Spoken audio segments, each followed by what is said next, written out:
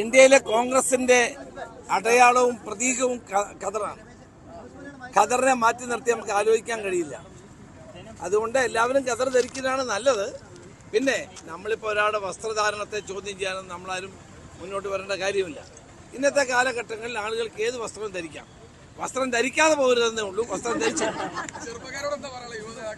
അവർക്ക് ഇഷ്ടമുള്ളത് ധരിക്കുന്നത് ഞാൻ എതിരല്ല. പക്ഷേ വസ്ത്രം ഖദറാക്കുന്നതാണ് അവർക്കും നല്ലത്, നമുക്ക് എല്ലാവർക്കും നല്ലത്.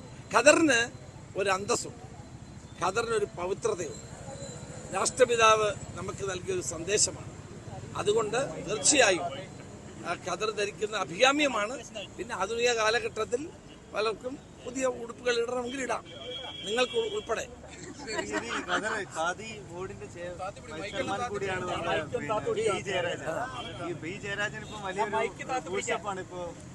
അല്ല, ജയരാജൻ ആദ്യം ഖദറിട്ടിട്ട് ജയരാജൻ ഖദറിടുവാണെങ്കിൽ ഞാൻ എന്നെ സ്വാഗതം ചെയ്യും. ഈ അടുത്ത കാലത്ത് ഇടുന്നതായിരിക്കും.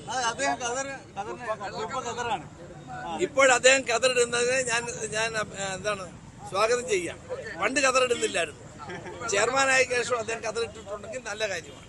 ഞാൻ ഖദറിനെ ഇഷ്ടപ്പെടുന്ന ആളാണ്, സ്നേഹിക്കുന്ന ആളാണ്, എല്ലാ ഖദർ വസ്ത്രം ധരിക്കുന്ന ആളാണ്. അല്ലാത്ത നമ്മൾ ബനിയനും മറ്റേതൊക്കെ നമ്മൾ ടീഷർട്ടൊക്കെ ഇടില്ലേ, അത് വേറെ. പക്ഷെ നമ്മുടെ ഔദ്യോഗിക നമ്മളെല്ലാവരും ഖദർ ധരിക്കാറുണ്ട്. ഖദർ ധരിക്കുന്നത് നല്ലതാണ്.